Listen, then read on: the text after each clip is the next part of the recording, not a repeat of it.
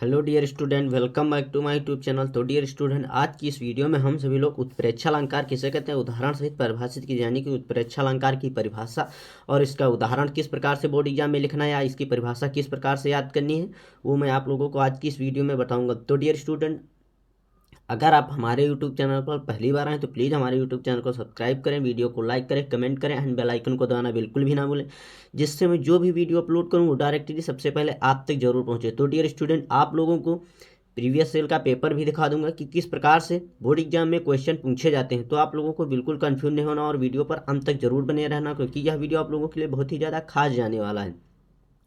तो सबसे पहले डियर स्टूडेंट पूछता है, मैं आप लोगों को सबसे पहले डियर स्टूडेंट दिखा ही दूं कि किस प्रकार से क्वेश्चन पूछता है। तो यहाँ पर देख लीजिए, क्वेश्चन इस प्रकार से पूछता है, यमक अलंकार अथवा रूपक अलंकार का लक्षण और उदाहरण लिखिएगा। 2 नंबर का प्रश्न आता है, 1 नंबर का इसका परिभाषा और 1 नंबर का उदाहरण होता है। 2 नंबर का प्रश्न होता है और क्या पूछता है, यमक अथवा रूपक अलंकार। तो आप लोगों को कंफ्यूज बिल्कुल भी नहीं होना, कुछ स्टूडेंट कंफ्यूज हो जाते हैं और दोनों की परिभाषा को लिख के आते हैं। आप लोगों को 2 चीज़ों की नहीं, यमक अथवा रूपक अलंकार पूछ रहा है तो दोनों में से सिर्फ एक की ही परिभाषा को लिखना है और कंफ्यूज तो बिल्कुल भी नहीं है। बिल्कुल सेम इसी प्रकार से गाइस क्वेश्चन पूछा जाता है। तो आप लोगों को उत्प्रेक्षा अलंकार बिल्कुल अच्छी तरीके से तैयार करके जाना है।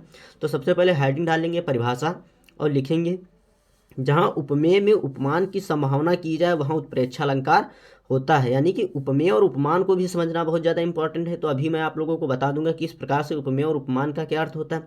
तो परिभाषा क्या है लिखेंगे, हेडिंग डालेंगे सबसे पहले तो परिभाषा और लिखेंगे, जहाँ उपमेय में उपमान की संभावना की जाए वहाँ उत्प्रेक्षा अलंकार होता है। इन अलंकारों में मानो, जनु जानव, मनु मानव जैसे शब्दों का प्रयोग किया जाता है। कौन कौन से, मानो, जनु जानव, मनु मानव, इन शब्दों का अगर प्रयोग है तो समझ जाइए। अगर आप लोग अगर इस प्रकार से कोई दिया जाता है, यानी कि कोई वाक्य है या कोई लाइन है या पंक्ति है जिसमें मनु मानो, जनु जानो जैसे शब्द हैं, तो वो समझ जाइए कि आप उत्प्रेक्षा अलंकार ही है। तो यहाँ पर आप देख लेते हैं सबसे पहले क्या दिया गया है। सबसे पहले तो देख लेते हैं उपमेय और उपमान का अर्थ क्या होता है, यानी कि किस प्रकार से हमें उपमेय और उपमान समझना है। तो उपमेय क्या होता है, जिसकी तुलना की जाए, और उपमान क्या होता है, जिससे तुलना की जाए।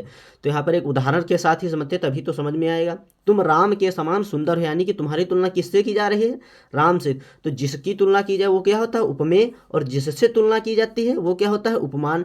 तो तुम यहाँ पर क्या हो गया, उपमेय, और राम क्या हो गया, उपमान, क्योंकि राम से तुलना की जा रही है और किसकी, तुम्हारी, यानी कि तुम। तो उपमेय क्या हो गया, तुम। तो उदाहरण अब देख लेते हैं, हेडिंग डाल लेंगे उदाहरण और लिखेंगे, सोहत ओढ़े पीठ पट श्याम सलोनी गात, मनहु नील मन शैल पर आतप पर्यो प्रभात।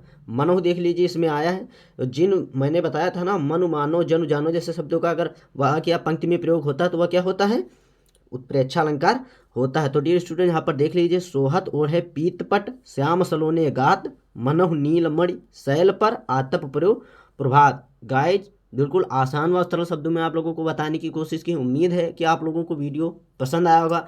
तो प्लीज़ यूट्यूब चैनल को सब्सक्राइब जरूर कीजिए।